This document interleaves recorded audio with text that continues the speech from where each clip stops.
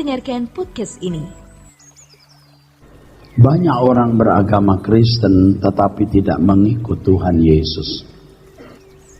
Sungguh saudara, banyak orang beragama Kristen tetapi tidak mengikut Tuhan Yesus. Mari kita melihat gambaran ini, saudaraku. Di Perjanjian Lama, orang-orang Yahudi belum bisa mengenal Allah dengan benar. Bangsa yang muda dan primitif ini masih harus memakai sarana keberagamaan dalam berinteraksi dengan Tuhan. Dan semua keberagamaan yang mereka lakukan merupakan nubuat dari apa yang akan digenapi di dalam perjanjian baru nanti. Keberagamaan dari orang-orang Yahudi itu pada dasarnya sama dengan keberadaan agama-agama pada umumnya yang memiliki tekanan pada seremonial atau upacara agama atau ritual, hukum. Semua agama juga pasti memiliki hukum. Lalu dominasi tokoh. Jadi kalau mau menjangkau Allah harus melalui perantara atau mediator, tokoh. Kalau orang Yahudi mengenal sebagai keimaman Harun,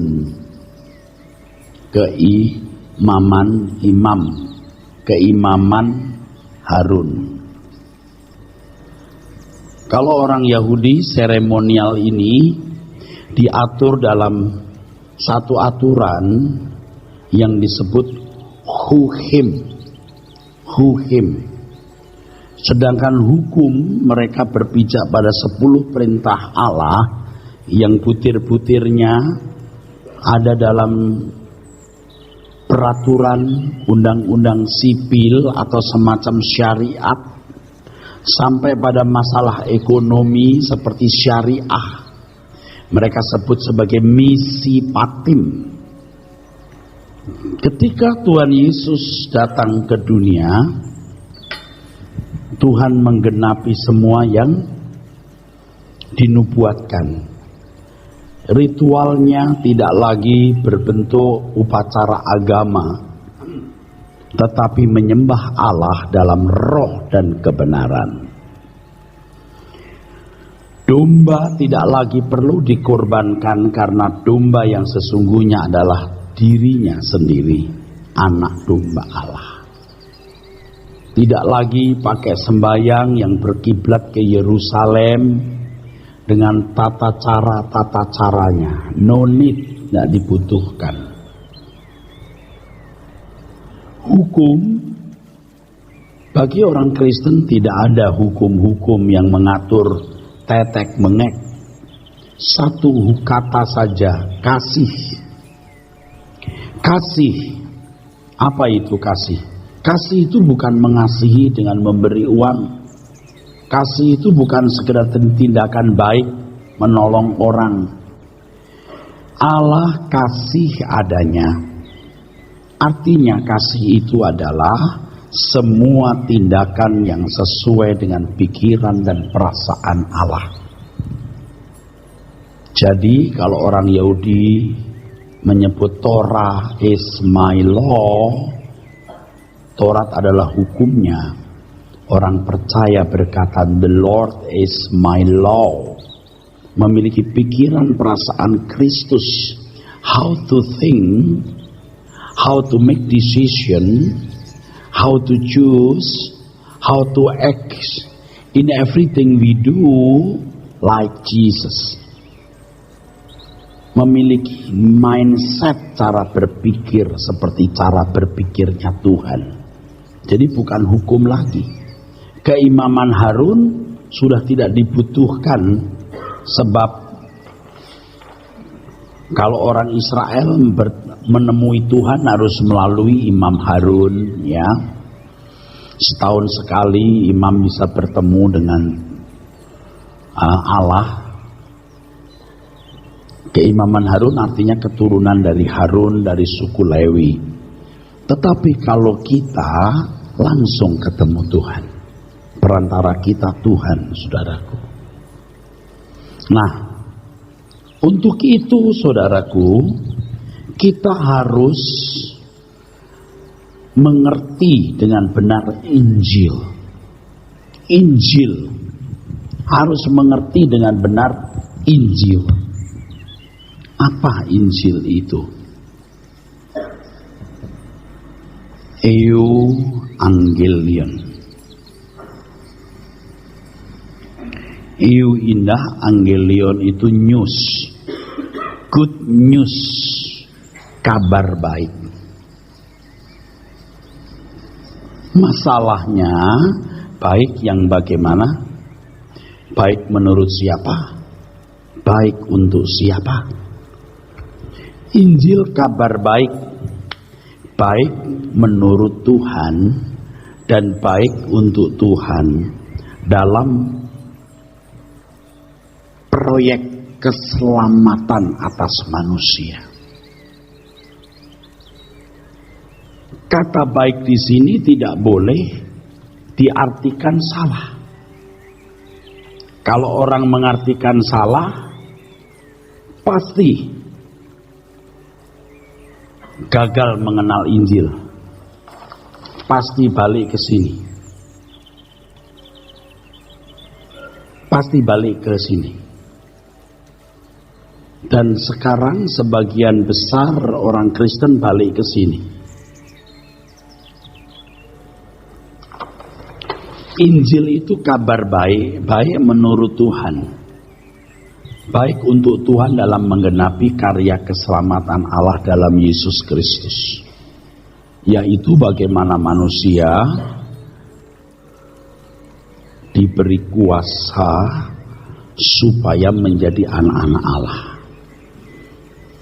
Menjadi manusia yang agung, yang mulia, yang suci, yang kudus. Makanya Tuhan berkata di Matius 5, saudaraku, ayat 20, jika hidup keagamaanmu tidak lebih benar dari hidup keagamaan ahli Taurat dan orang Farisi, kamu tidak masuk surga. Ahli Taurat dan orang Farisi, tokoh-tokoh agama yang dipandang memiliki kesucian lebih dari masyarakat. Tapi Tuhan berkata kamu harus lebih dari mereka. Artinya kita dipanggil untuk hidup secara luar biasa dalam kelakuan. Hidup keagamaanmu di kaiosune, kebenaran yang bertalian dengan tingkah laku. Nah, masalahnya adalah orang-orang Yahudi tidak mau mengerti ini. Sehingga mereka menyalibkan Tuhan Yesus. Bapak Ibu jangan pikir orang Yahudi pada mulanya memang benci dan mau menyalibkan Tuhan Yesus. Pada mulanya mereka berharap Tuhan Yesus memenuhi keinginan mereka.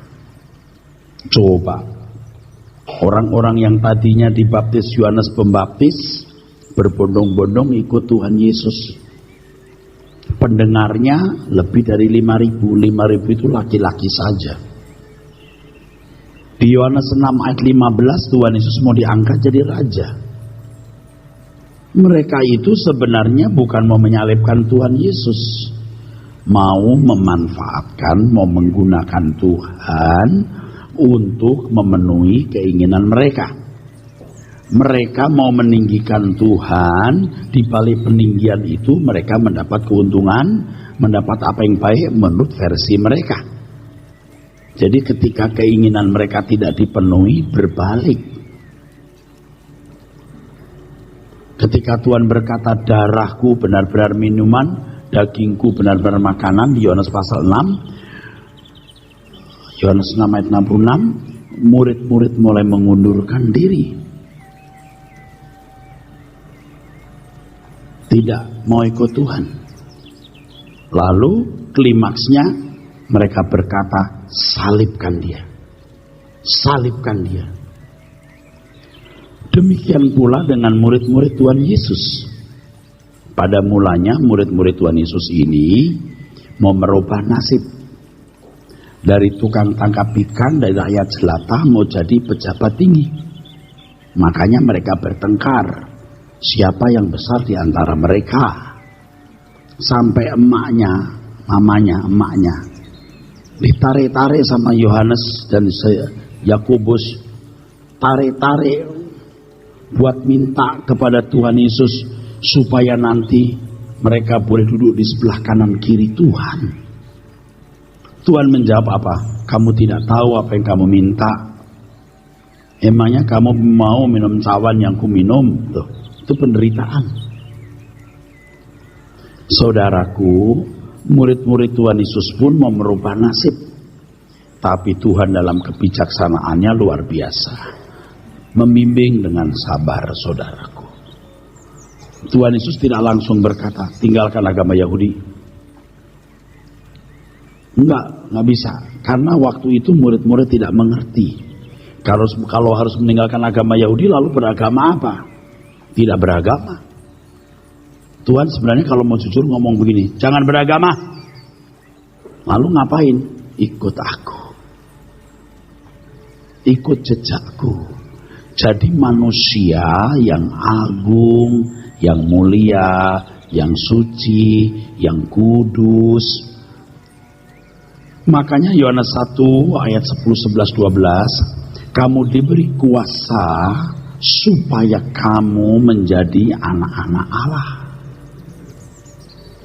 Ini saudaraku, supaya kamu menjadi anak-anak Allah.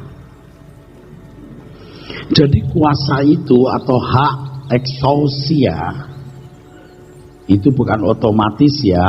Hak itu memuat fasilitas untuk berubah. Di dalamnya Injil termasuk merubah phroneo, mindset, how to think, how to make decision, how to choose, how to act, how to do something. Itu cara berpikirnya Tuhan, saudaraku. Banyak orang tidak mengerti ini, saudaraku. Kalau dulu Anda tidak mengerti, tidak apa-apa. Saya juga dulu nggak ngerti. Saya juga nggak ngerti. Sekarang saya mengerti. Sekarang kita mau bertobat. Kalau misalnya saya gambar ini, misalnya ada gambar begini. Saudara tahu gambar apa ini? Coba gambar apa ini? Ayam. Betul nggak saudara? Gambar ayam kan? Kalau saya beri spidol, saya suruh seorang anak umur 5 tahun gambar ayam, dia bisa loh langsung gambar ayam. Karena dia sudah punya bayangan ayam. Gampang karena sudah lihat ayam. Tapi kemudian kalau misalnya saya suruh tolong gambar hantu, bisa nggak gambar hantu? Orang bisa ngawur begini, hantu.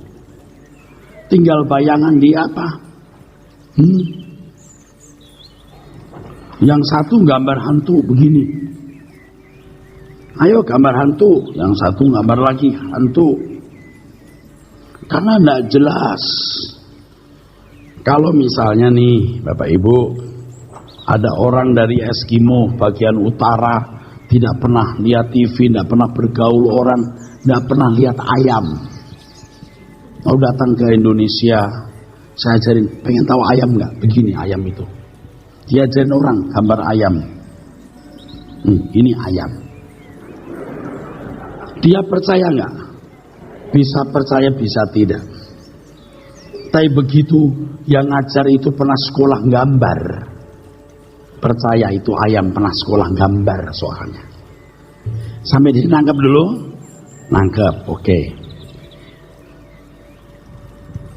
Kalau saya berbuat baik, Pak Yosua, bisa dirasa nggak? Bisa dirasa nggak?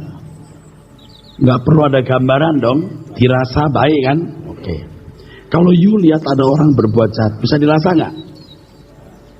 Wah, dia nyakitin, merugikan, bisa juga. Kalau bisa berbuat baik, bisa dirasa nggak? Kalau orang berbuat jahat bisa dirasa nggak? Bisa.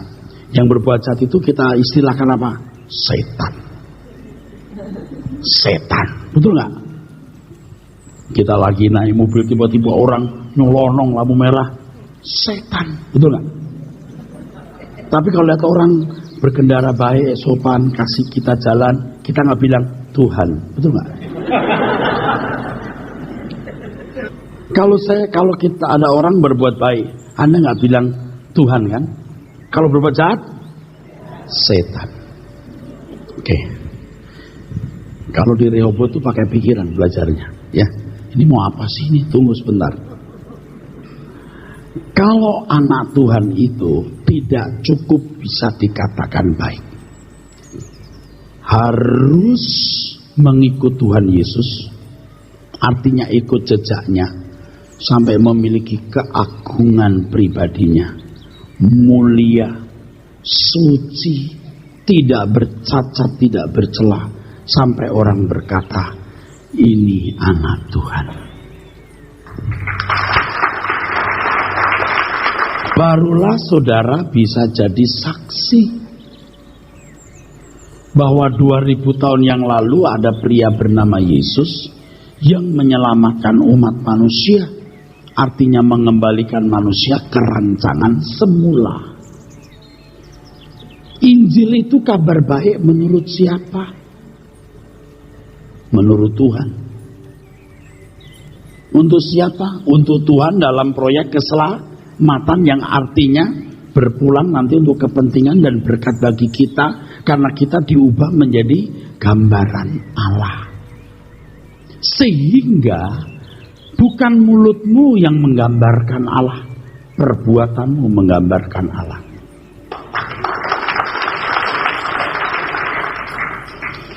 Makanya saudara, kalau Anda hanya ke gereja belajar firman, apa ini? Nol. Saya hanya membantu 0,1 atau 1%, 0,5 atau 23%. Lebih dari itu, setiap hari saudara harus ketemu Tuhan.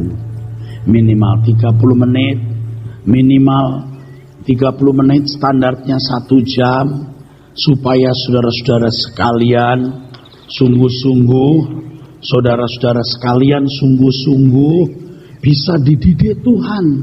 Cara mengucapkan kata, waktu Anda bercanda berlebihan, waktu Anda tidak jujur, sikapmu terhadap uang, terhadap pasangan hidup, saudara akan dididik Tuhan. Seandainya saudara ada di pedalaman tanpa manusia, Anda berkata, bimbinglah aku Tuhan. Saya percaya Roh Kudus akan bimbing langsung. Jadi kalau saudara ada di sini, saya mau kasih tahu, belajarlah. Datanglah minggu pagi, minggu sore, ada suara kebenaran, dengarkan CD khotbah, baca buku, tiap hari 30 menit berdoa 1 jam, dengarkan CD khotbah sepanjang waktu yang bisa digunakan. Kalau saudara cuma datang seminggu sekali kebaktian, apa ini? 0. Nggak jamin you berubah, nggak jamin you tidak pernah menggambar wajah Tuhan dalam hidupmu. Nih, lihat nih, apa ini? 0 putih. Faktanya banyak saudara yang begitu.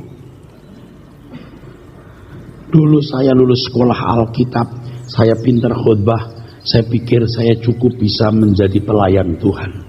Ternyata 0. Kalau kelakuan saya tidak baik, justru menjadi batu sandungan saudaraku. Saya tahunya agak terlambat, Tapi lebih baik terlambat daripada tidak sama sekali. Sekarang selagi saya masih punya kesempatan, saya terus mengajak saudara untuk belajar dari Tuhan. Saya tidak bisa bantu banyak saudaraku. Saya cuma 0,5%, 1%. Selebihnya you harus belajar dari Tuhan Yesus. Tuhan akan didikmu dari menit pertama engkau bangun sampai menit terakhir engkau tidur. Di dalam segala peristiwa hidup Allah menjadikan semua alat untuk menyempurnakan saudara. Sampai saudara menjadi satu pribadi yang menggambarkan wajah Tuhan. Haleluya. Menjadi murid Tuhan itu luar biasa loh saudaraku. Makanya sedih kalau gereja mengatakan Allah itu baik, sungguh amat baik, hanya karena Tuhan memberkati ekonominya, membuat lancar usahanya, dapat jodoh, lalu macam-macam. Saya mau tanya, yang begitu dialami orang kafir nggak? Orang kafir pun bisa. Allah juga baik dong buat mereka. Iya. Tetapi yang namanya karunia atau anugerah yang mustahil bagi manusia, tidak mustahil bagi Allah. Ketika Tuhan membentuk kita menjadi orang yang berkualitas. Bukan hanya melakukan hukum. Kalau hanya melakukan hukum, Matius pasal 16, seorang muda itu sudah berkata, aku sudah melakukan semua itu Tuhan. Aku tidak membunuh, tidak berzina, aku menghormati orang tua. Kalau cuman begitu aku sudah melakukannya Tuhan. Tetapi saudaraku, kalau untuk menjadi anak Allah, itu sampai tingkat mustahil saudaraku. Saya juga rasanya baru ini saudara, kok baru tahu gitu. Jadi kalau cuman mau jadi baik, orang Yahudi sudah baik, amin. Tokoh-tokoh Alkitab perjanjian lama sudah baik, seperti orang muda kaya yang berkata, apa yang harus kulakukan supaya aku berhidup yang kekal. Betul. Matius pasal 19, maaf, bukan 16, 19. Itu. Amin. Anda tidak hanya dibuat baik, tapi anak Allah. Tuhan akan menuntun, kamu terlalu kasar tadi. Kamu tuh kurang tegas tadi. Terus dalam segala hal, kamu mesti marah di sini. Yang itu gak perlu marah. In everything. Karena Roh Kudus ditaruh dalam diri kita supaya kita menjadi seperti Tuhan Yesus. Dia tetap menjadi guru melalui Roh Kudus saudaraku. Katakan amin. Sekali lagi saya tidak bisa bantu saudara. Saya cuma 0,5% perannya, atau 2-3%, atau mau 10%, monggo dianggap berperan. Tetapi lebih dari itu, Anda harus berurusan sendiri. Karena Tuhan berkata, jadikan semua bangsa muridku, my own disciples, not Erastus disciples, not church disciples, tetapi Jesus disciple. Kehormatan jadi murid Tuhan saudaraku. Tolong ingat ini, saya tidak bisa bantu banyak kepada saudara. Saya nggak bisa bantu lebih dari ini. Ini yang saya bisa lakukan.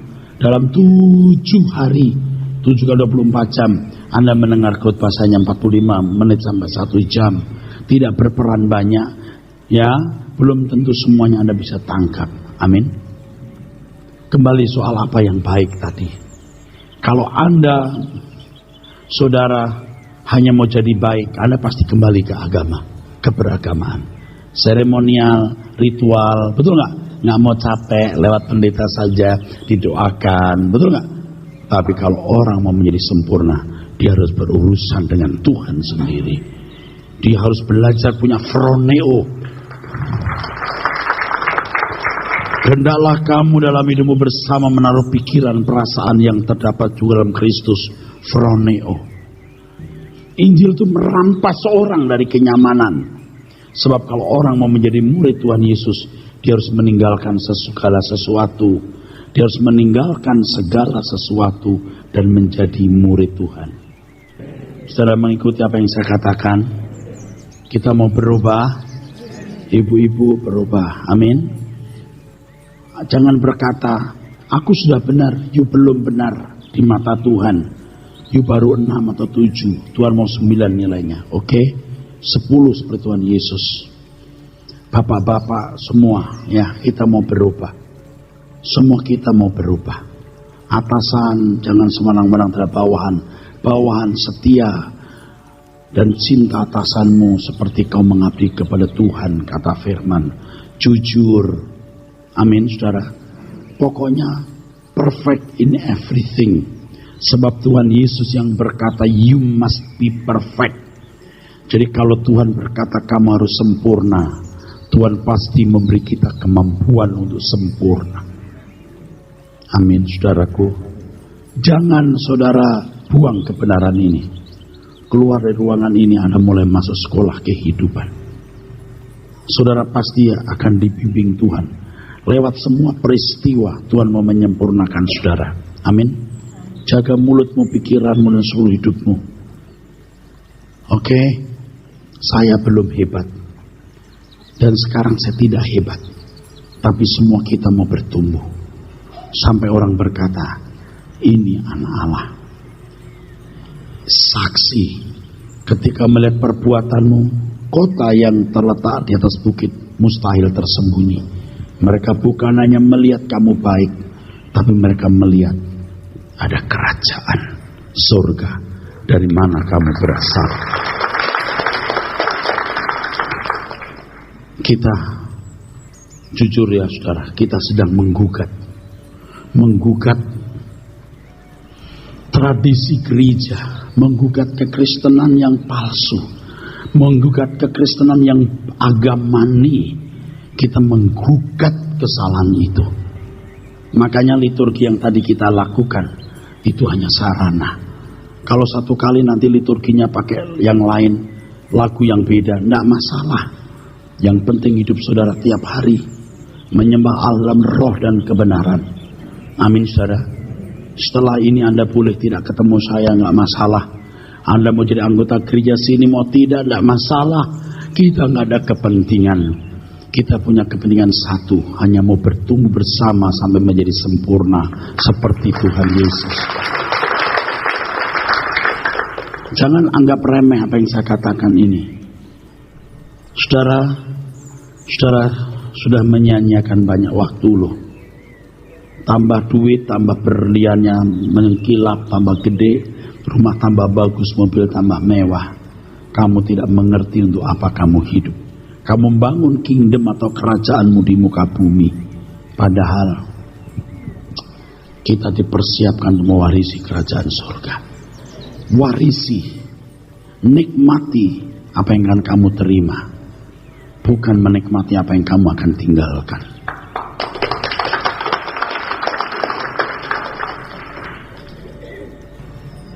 Ketika kita menggores daging kita punya kesempatan berbuat dosa, tapi kita berkata tidak.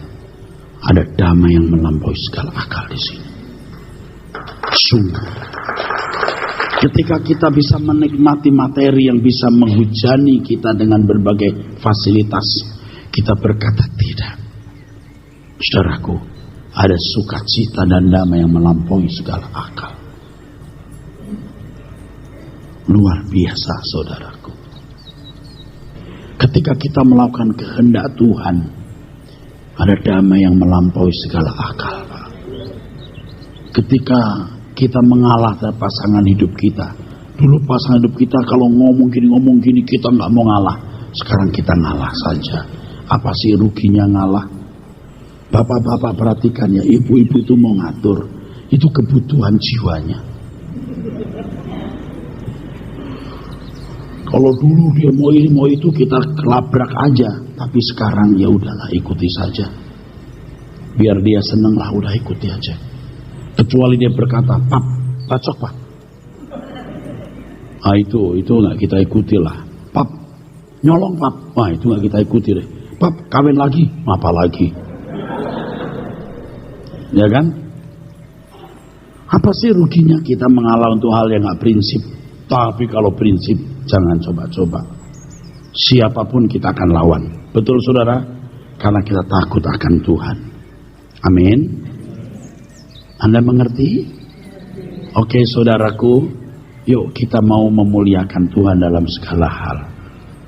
Di sisa umur hidup kita ini, Saudara mau berubah? Saudara mau bertobat? Terutama yang tua-tua ya. Karena makin tua makin susah berubah. Betul. Banyak orang tua tidak tahu kalau dia tidak tahu. Bapak Ibu dengan rendah hati mau berubah. Perkarakan keadaanmu di hadapan Tuhan ya. Sekarang dibaca Pak Ari. Dari 21. Matius 16 dimulai dari ayat 21. Demikian firman Tuhan. Sejak waktu itu Yesus mulai menyatakan kepada murid-muridnya bahwa ia harus pergi ke Yerusalem dan menanggung banyak penderitaan dari pihak tua-tua, imam-imam kepala, dan ahli-ahli Taurat, lalu dibunuh dan dibangkitkan pada hari ketiga. Mereka tidak lihat hari ketiganya. Mereka cuma lihat itu tuh, mati itu. Itu lihat orang tidak mau melihat the end. Endingnya. Orang mau membangun kerajaan di bumi ini. Bapak Ibu, kalau hari ini Bapak Ibu mengalami kegagalan bisnis, gagal rumah tangga, tragisnya hidup, Anda belum gagal selama belum menginjak neraka. Dan jangan menginjak neraka. Keadaan-keadaan yang sulit itu pun Tuhan bisa pakai untuk membuat saudara berbalik kepada Tuhan. Amin. Jangan kampungan. Anda kalau jadi anak Tuhan yang baik, Anda akan bisa menjadi berkat. Amin. Sungguh lakukan apa yang baik ini. Kerjakan saudaraku. Sebenarnya Bapak Ibu akan lebih ideal jadi saksi dibanding saya. Tapi saya sekarang sedang belajar untuk jadi saksi. Saya ingat ending hidup kita. Hari ini Anda berjuang, Anda gagal, tidak masalah. Yang penting jangan mendukakan Tuhan. Mari jadi orang yang dalam segala hal menyenangkan Tuhan. Mari. Itu luar biasa. Menikmati apa yang kita akan peroleh. Perwujudan kerajaan surga secara fisik belum hadir, tetapi ketaatan kepada kehendak Allah kita lakukan. Itu down payment suasana kerajaan surga meliputi kita. Biar makan nasi dengan tempe, tidur di rumah kontrak yang tiap bulan harus bayar. Percaya, lewati itu dengan sukacita di dalam Tuhan. Apalagi yang punya rumah pribadi, mobil, kebutuhan cukup. Saya mau kasih tahu, kamu yang gak punya masalah, carilah masalah. Artinya beban orang pikulah. Amin. Tuh aminnya sedikit saudaraku. Kalau pikul beban orang, aminnya kecil. Amin. Buktikan dalam kelakuan konkretmu. Oke? Jangan hanya lihat menderitanya, lihatlah kebangkitannya. Terus bro. Tetapi Petrus menarik Yesus ke samping dan menegur dia, katanya, Tuhan, kiranya Allah menjauhkan hal itu. Hal itu sekali-kali takkan menimpa engkau. Ini Petrus kan narik ke samping terus gini. Ngajarin gurunya. Kalau saya punya murid begitu sama saya, pengen tahu, gua tempeleng dia. Gua tabok loh. Narik ke samping lalu, kiranya Allah menjauhkan. Emangnya kamu lebih rohani Petro? Dia pikir dia lebih rohani dari Tuhan Yesus. Pakai nama Allah. Bullshit. Betul gak saudara? Kurang ajar gak nih anak? Saudara jangan pikir saudara rohani loh. Anda harus belajar dari nol, starting from zero. Di sini saudara, mari belajar kebenaran. You bukan siapa-siapa, aku juga bukan siapa-siapa kok. Tuhan yang segalanya. Amin. Tapi kalau Anda punya nurani, ini kebenaran lalu salahnya di mana? Betul nggak? Cuman membuat Anda mau jadi sempurna. Emangnya Paulus sudah sempurna? Belum. Kok ngajar? Ya Paulus juga bilang gua belum sempurna, ngajar emang gak boleh gua. Orang dia yang bilang Paulus saja Rasul bilang saya belum sempurna boleh ngajar, apalagi gua. Kan saya cuma nerusin apa yang ditulis oleh Paulus ya. Jangan gitu dong. Amin, saudara. Iya, kita jangan sotoy deh. Semua kita harus belajar. Kalau hari Jumat saya ikut PA di sini, wah itu ruwetnya minta ampun. Persiapannya lebih ruwet. Tapi Anda tahu nggak? Saya juga berjuang untuk benar. Doa. Makanya kalau debat-debat teologi saya nggak mau. Kalau you mau debat, you tanya sama Tuhan, gua tanya sama Tuhan. Yang penting belakangan kita nanti di langit baru hitung-hitungan. Kita selesaikan secara jantan di sana. Kita jangan ribut di sini. Yang penting kelakuan kita bener nggak hari ini dirasakan orang itu bener nggak? Amin. Bukan hanya baik tapi ini kok aneh ya, anak Allah, ada surga itu loh. Sampai di situ terus terang yang begini sampai level ini langka. Tapi kita mau belajar dan masuk yang langka. Amin. Pokoknya sudah tidak penting itu gereja, liturgi itu nggak penting.